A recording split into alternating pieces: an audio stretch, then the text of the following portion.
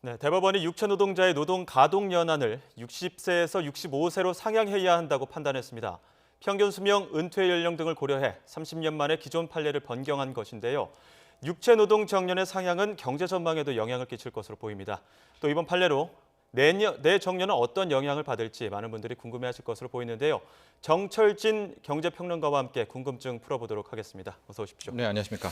일단 오늘 판결이 어떤 배경에서 나오게 됐는지부터 설명을 좀 해주시죠. 그렇죠. 이제 법정 소송회부터 이제 시작이 되는 건데요. 지난 2015년 여름이었었습니다. 부산의 한 수영장에서 너무나 안타깝게도 이제 4살 아동이 사망을 하게 됐었는데요. 예. 근데 이 부모가 이제 수영장 운영 업체에 대해서 그 아이에 대한 사망 관련 이제 손해배상 청구를 하게 되면서 이 소송에서 가장 중요한 쟁점이 그렇다면 이 4살짜리 아동이 어느 정도까지 일을 할 수가 있었을까라고 하는 그 가동 연한이 쟁점이 됐었고 1심, 2심 이번에 대법원 판결에서 그 가동 연한을 65세로 판결을 하게 되면서 이제 가장 큰 관심이 모아지게 된 겁니다. 예, 가동 연한이 판결의 핵심이었다라고 말씀해 주셨는데 네. 가동 연한이라는 게 무엇인지 그쵸. 왜 쟁점이 됐는지 지금 이제 4살짜리 아동 아니었습니까? 예. 만에 하나 이제 그때 피해자가 뭐 공무원이었다라든가 어디에 뭐 회사원이었다라고 하면 공무원과 회사원의 정년이 있잖아요. 그러니까 예. 그 정년을 적용해서 그때까지 일할 수 있었으니까 뭐 얼마를 배상하라가 나올 텐데 예. 이제 피해자 같은 경우에 이런 뚜렷한 정년이 없었을 때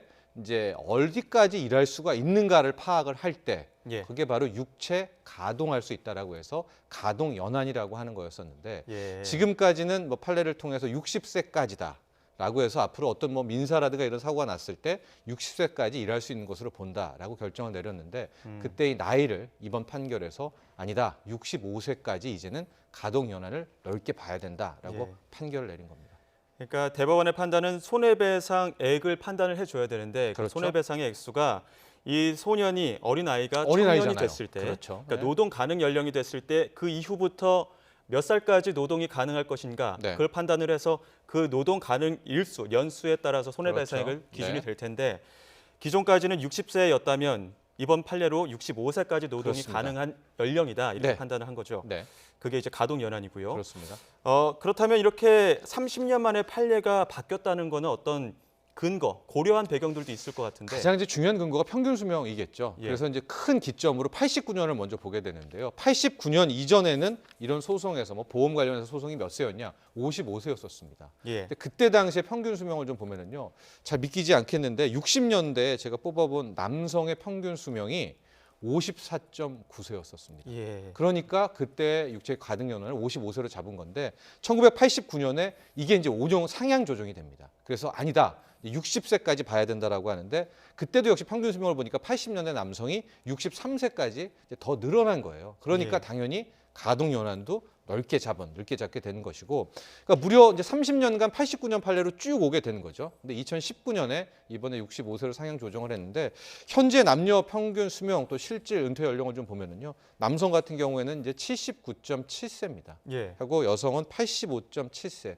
그러니까 우리가 평균 70세, 80세까지 살기 때문에 그렇다면 우리가 육체 가동 연한은 60세는 너무 짧다. 65세까지 확대해도 되겠다라는 것으로. 또 실질 은퇴 연령을 좀 보니까 아예 일을 멈추는 거 보니까 남녀가 모두 이제 70세 넘게 판단한다는 거죠. 그렇다면은 65세까지는 우리가 충분히 일할 수 있다고 봐야 된다라는 게 이제 대법원의 여러 논거 중에 하나였습니다. 네.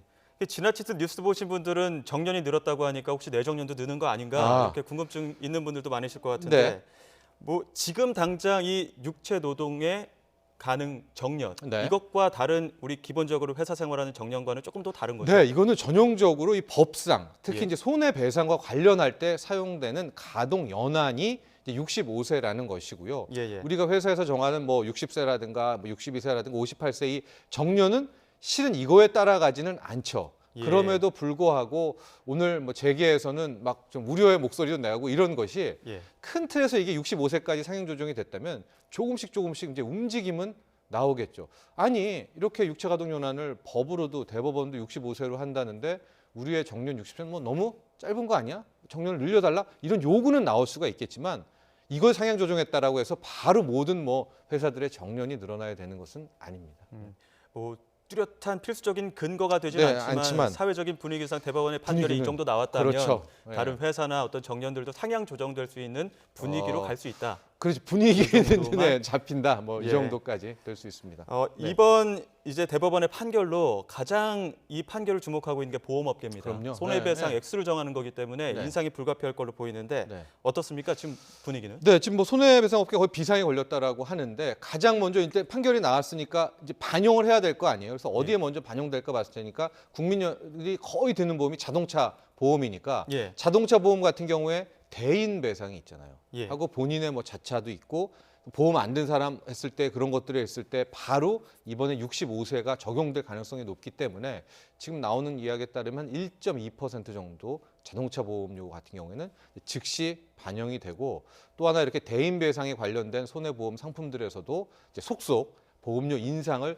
결정을 해야 되지 않나라는 건데 또 여기에도 강한 반론이 있습니다. 왜냐하면 지금 요 하나 판례를 가지고 모든 보험사가 마치 뭐 큰일이 난 것처럼 보험료를 막 다 떠넘기려는 것은 너무나 또 섣부르고 이게 맞지 않는다. 이걸 하나하나 꼼꼼히 따져봐야 된다는 반론도 있기 때문에 보험사에서는 당연히 이번에 이걸 가지고 보험료 인상으로 반영하려고 하겠고요. 상대적으로 시민단체나 이런 데에서 이제 하나씩 좀 따져보려고 하는 또 이런 쟁점이 맞붙을 수는 있을 것 같습니다. 그러니까 손해배상액이 올랐기 때문에 그에 따른 이제 보험사에서 배상해줘야 되는 액수도 부담이 늘고 커졌다. 그 부담이 늘기 때문에 보험료도 인상이 돼서 일반 이제 보험료를 내는 그게 이제 보험사의 보험도 논리겠죠. 그렇다. 예, 뭐 논리겠지만 그렇게 또 될 수도 있는 과하다라는 것도 있고요. 네. 예. 또 이게 2033년부터 국민연금 수급 개시 나이도 65세로 상향이 된다. 이게 이번 판단의 어떤 근거가 됐다. 이렇게도 하는데 네. 국민연금 기준 연령도 상향될 수 있는 겁니까?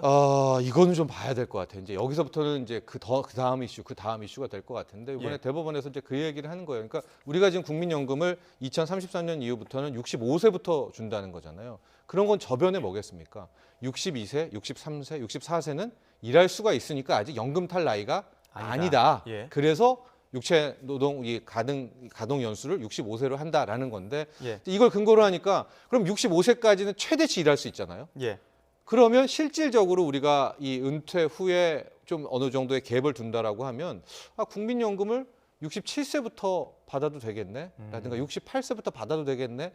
지금 안 그래도 국민연금 개혁이 화두가 되는데 이런 어떤 근거는 분명히 될 수가 있겠죠. 예. 그렇기 때문에 이번 판결이 국민연금의 수급 연령을 뒤로 늦추는 데 영향을 미칠 수 있다. 또 이런 얘기도 이렇게 좀 해석이 될 수가 있는 거죠. 예.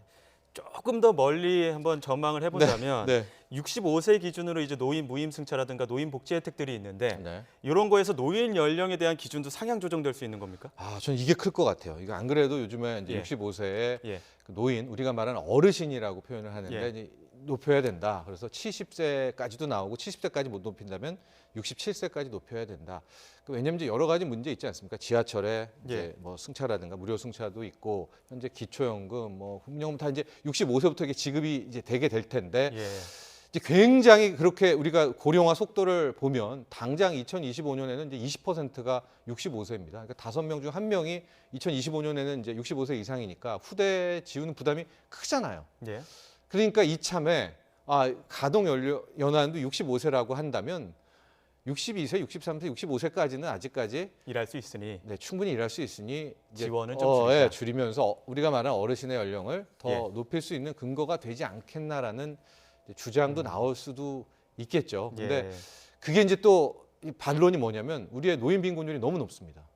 그래서 그걸 쉽사리 하게 된다면 그건 안 되고 그렇다면 당장 정년을 높여달라 이런 주장이 또 나오겠죠. 예. 이제 어르신들은 정년을 높이면 당연히 65세, 67세 받아들이겠다. 근데 정년을 높이면 또 무슨 문제가 일어나냐. 오늘 한노총도 바로 얘기를 했지만은 청년고용. 청년 고용에서 또 청년들이 완전 정체가 되죠. 안 그래도 고용이 어려운데. 그러니까 이게 참 하나의 문제가 아니라 연쇄적으로 다 이게 맞물려 있는 그런 상황이다 이렇게 볼 수 있겠습니다. 이 경제 평론가 입장에서 보신다면은 이번 판례가 네. 판결이 청년 고용 문제에는 어느 정도 영향을 미칠 것으로 판단하십니까? 일단 긍정적이지는 않을 수도 있을 것 같아요. 왜냐하면 이렇게 당장 정년을 좀 상향 조정해라라는 움직임도 나올 수가 있을 거거든요. 예. 그렇게 되기 때문에 뭐 재계에도 오늘 우려의 목소리를 밝혔는데 정년이 늘어나게 될 경우에 현재 같은 우리의 노동시장 구조로서는 이제 신규 취업자라고 하죠. 특히 청년층이 파고들 수 있는 가능성은 더 떨어지는 이제 그렇게 귀결이 되거든요. 논리가. 예. 그렇기 때문에 뭐 아직 뭐 여러 단계를 건너서 생각해 보기는 하겠지만은 만에 하나 딱 꼬집어서 말씀드린다면 65세로 가동 연한이 늘어났다라는 것은 청년들 입장에서는 특히 취업을 생각하는 청년들 입장에서는 호재는 아니다 이렇게 보겠습니다. 일자리가 한정되어 있는 상황에서 노인, 그러니까 일할 수 있는 나이가 많아지고 그만큼 일할 수 있는 어르신분들이 많아진다면 네. 어쩔 수 없이 청년들의 일자리는 줄어들 수밖에 없고 그렇죠. 분명히 또 거기에 따른 정년 영향은 높이자는 의견도 있을 나오겠죠. 수밖에 없다 네. 이런 말씀해 주셨는데요. 경제적인 측면은 또 어떻습니까? 이 육체 노동이 상향 조정된다는 게 청년 고용뿐만 아니라 우리 사회 저변에 있는 그 경제적인 영향도 있을까요? 거시적으로는 좀 긍정적인 영향도 있습니다. 어떤 가령 우리가 지금 생산 가능 인구라고 해서 15세부터 64세 인구를 잡고 있는데 이게 이제 점점 줄어들고 있어요. 왜냐하면 이제 고령화라고 해서 윗부분, 즉 65세, 66세로 생산 가능 인구가 빠져나가죠. 예. 그다음에 저출산 때문에 14세에서 15세로 들어오는 인구가 줄고 있습니다. 예. 그럼 이제 우리의 일할 수 있는 생산 가능 인구인 15세에서 64세가 점점 줄어든다는 말이죠. 근데 이제 여기에 육체 가능 인구와 함께 생산 가능 인구를 더 넓히고 예. 더 많은 일하는 노동력들을 인정하게 된다면 이 생산 가능 인구가 좀 더 넓어지는 층이 그런 효과도 있겠지만 또 이게 반대편의 명암도 분명히 있는 것이 또 그렇게 되면 우리 뭐 청년 실업 문제는 또 커질 수가 있는 또 그런 반면도 함께 나오고 있습니다. 예, 청년 실업 외에 혹시 부정적인 영향을 관측해 본다면 어떤 것들이 있을까요? 글쎄요, 뭐 특별한 뭐 그런 정도 가장 크고 왜냐하면 이제 넓히게 되면 자연스럽게 무슨 얘기가 나오냐? 국민연금 수급 개시 연령 뒤로 넓히게 되고요, 뭐 기초연금도 뒤로 이게 당연히 이게 조합이 됩니다. 그러면 좀 세금이라든가 복지 예산 부담은 또 덜 수도 있고, 뭐 어떤 이런 여러 가지까지도 우리가 뭐 몇 단계 건너서도 생각을 해볼 수가 있겠죠. 이 노인분들이 일자리들이 또 많아지고 그 경제 활동할 수 있는 사람들이 많아진다면 어쨌든 청년들 입장에서는 보험료도 오를 수도 있고 세금도 오를 수도 있고 그런 부분들도 있다는 말씀이신 그러니까 거죠? 줄면 오히려 늘어나면 청년들의 부담을 좀 줄 수는 있겠죠. 왜냐하면 이제 어르신의 연령이 높아지게 되면은요, 그런 측면은 있겠습니다. 마지막으로 네. 그렇다면 외국의 입장에 다른 나라들은 지금 가동 연한이라고 할까요? 전반적으로 높이는 추세인가요? 이미 높습니다. 이제 유럽 같은 경우가 굉장히 높은데 영국 같은 경우에는 이제 육체 가동 연한을 거의 70세, 71세, 72세까지 잡고 있고요. 일본에서도 보험업계에서 보면 지금 현재 67세로 이미 잡아서 이런 사고가 났을 때 그 국가의 평균 연령과 비교했을 때에도 가동 연령이 높은 편인가요? 그렇지는 않지만 그래도 상당히 높죠. 67세. 우린 지금까지는 60세였잖아요. 예. 근데 일본은 이제 67세였다. 미국도 이제 민사소송이라든가 보험회사의 소송 때 나오는 것이 65세로 잡아놨고 우리는 이제 오늘에서야 65세가 됐기 때문에 우리가 노령화, 고령화 속도에 비해서는 조금 늦은 편은 있지만 이제는 이거 이제 세계적인 수준에 맞췄다라는 건데요. 지금 외국 사례를 보면은 아까 잠깐 얘기 나왔지만 이제 그 어르신의 연령, 웰페어라고 하죠. 연금 받는 연령을 조금씩. 그러니까 여기도 지금 다 고령화 때문에 젊은 층의 부담 때문에 좀 뒤로 늦추려고 하는데 반발이 상당합니다. 미국도 65세부터 지금 웰페어 이 노인연금이 나오는데 이거를 67세까지 좀 늦춰보려고 했더니 반발이 좀 어마어마하거든요. 그래서 우리 아까 잠깐 얘기 나왔지만 우리의 요걸 가지고 노인 연령을 65세에서 좀 뒤로 가는 문제에 대해서도 글쎄요 좀 많은 좀 뭐 쟁점이 있을 것 같습니다. 어쨌든 뭐 고령 사회를 진입하면서 대법원 판례도 나왔고요. 사회적인 분위기도 어느 정도 이 고령에 대한 인식들도 좀 많이 바뀔 수 있을 것 같습니다. 그렇습니다. 지금까지 정철진 경제평론가와 함께 이야기 나눴습니다. 오늘 말씀 고맙습니다.